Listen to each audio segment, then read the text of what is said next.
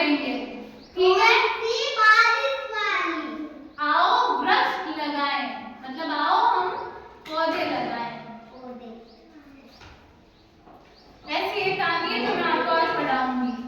ठीक है, एक दिन कबीर अपने पिताजी के साथ बगीचे में घूमने गया। एक कबीर नाम का लड़का था। ये देखो, ये कहानी है, दिख रही है सबको? नीचे बैठोगे तब सुनाऊंगी, सब डिसिप्लिन में बैठो। ये देखो, ठीक है, अब बैठ जाओ। देखना नहीं है, सुनना है आपको। सीधे सीधे बैठ जाओ, जल्दी से सुनाती हूँ। एक कबीर नाम का लड़का था और वो अपने पिताजी के साथ यानी पापा के साथ बगीचे में घूमने गया। शाम का समय था, अभी सूर्यास्त नहीं हुआ था, तो वो शाम को घूमने गए थे और तब तक सूरज था, मतलब सूरज ढला नहीं था। तभी अचानक आकाश से मोटी मोटी पानी की बूंदें गिरने लगी। आकाश से पानी की बूंदें गिरने लगी, मतलब बारिश होने लगी।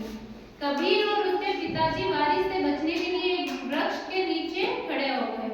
वो बारिश आ गई तो वो दोनों बारिश से बचने के लिए एक पेड़ के नीचे जाके खड़े हो गए। कबीर बोला, पिताजी, पेड़ हमें धूप से ही नहीं बचाते बल्कि आंधी पानी से भी बचाते हैं। तो कबीर ने बोला कि जो पेड़ होते हैं ना, वो बस हमें छाया ही नहीं देते हैं, वो पानी से भी बचा लेते हैं और आंधी तूफान से भी हमें बचा लेते हैं। जैसे वो बारिश आ रही थी और पेड़ के नीचे खड़े हो गए तो वो गीले नहीं हुए, ऐसे। पिताजी बोले, हाँ बेटा, पेड़ों के और भी बहुत से लाभ हैं, मतलब पेड़ों के बहुत सारे फायदे होते हैं। वे हमें ईंधन देते हैं, मतलब लकड़ी, चूल्हा जलाने के लिए लकड़ी होती है ना, और फल, फ्रूट्स भी तो देते हैं, आम, केला, फूल, कितने अच्छे अच्छे फूल होते हैं ना पेड़ों पर, औषधि, उससे दवाइयाँ भी बनती है पेड़ों से। कोयला होता है जब चूल्हा जलाते हैं तो कोयला बचता है, उससे बिजली बनती है। तथा मकान, और हम घर बनाते हैं तो भी खिड़की, दरवाजा लकड़ी का होता है ना, बनाने के लिए भी लकड़ी देते हैं। तभी पिताजी की बात पूरी भी नहीं हुई कि कबीर बीच में ही बोल उठा और खेल का सामान तथा विद्यालय में बैठने के लिए बेंच भी तो वृक्षों की लकड़ी से ही बनते हैं। बच्चा नीचे बैठकर सब सुनना पड़ता है, जो सब मेरे चारों तरफ बैठ जाओ, आ जाओ। तो कबीर थोड़ा खुला खुला बैठ जाओ, खुला थोड़ा खुला खुला बैठी। क्या बोल उठा, क्या बोलने लगा कि हमारे विद्यालय में जो ये बेंचें होती है ना, वो भी लकड़ी से ही बनी होती है। पिताजी ने कहा, हाँ बेटा, खेल का सामान और बेंच ही नहीं, कई कारखाने केवल वृक्षों के कारण ही चलते हैं। कि इससे खाली टेबल कुर्सी ही नहीं और खेल का सामान ही नहीं, मतलब जो फैक्ट्रियाँ होती है ना, उनमें भी पेड़ बहुत काम आते हैं। वृक्ष के बिना हमारा जीवन अधूरा है, पेड़ों के बिना हमारा जीवन अधूरा है। वृक्ष नहीं होते तो क्या हम इतने अच्छे पलंग पर सो सकते हैं, कुर्सियों पर बैठ सकते हैं, तरह तरह के फल खा सकते हैं? मतलब है ना, वृक्ष से ही हमारा पलंग बनता है।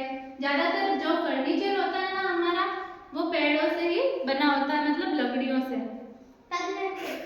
कभी कबीर बोला, पिताजी, दीदी कहती है कि वृक्षों से वर्षा भी होती है, कि ये सच है? मतलब पेड़ों से ही बारिश होती है। हाँ बेटा अंशु, बिल्कुल ठीक है। पिताजी ने बोला, हाँ, पेड़ों से वर्षा में मदद मिलती है। कबीर ने उत्सुकता से पूछा, कैसे पिताजी? पिताजी बोले, वृक्षों की जड़ें जमीन में दबी होती हैं, जड़ें जमीन से पानी लेकर पत्तियों तक पहुंचाती है, पत्तियां आवश्यक पानी का उपयोग कर शेष पानी वाष्प के रूप में वायुमंडल में छोड़ देती है। मतलब जो जमीन पर पानी होता है ना, वो नमी बनकर ऊपर देता है। बादलों में, फिर वो बादल जब फिर वो वायुमंडल में जाते हैं और फिर वर्षा हो जाती है। वही वाष्प आकाश में जाकर बादलों में परिवर्तित होता है। ये बादल भारी वर्षा करते हैं, मतलब फिर वो पानी जो ऊपर जाता है ना, ये जो मोटी मोटी तुम देख रहे हो, ये वही पानी है जो हम पेड़ पौधों में डालते हैं। समझ में आई है तो? मतलब पेड़ों से ही बरसात होती है। पर्यावरणीय संतुलन बनाए रखने के लिए अधिकतम वृक्ष लगाएं, ये हमारे मित्र हैं। ज्यादा से ज्यादा हमें पेड़ पौधे लगाने चाहिए।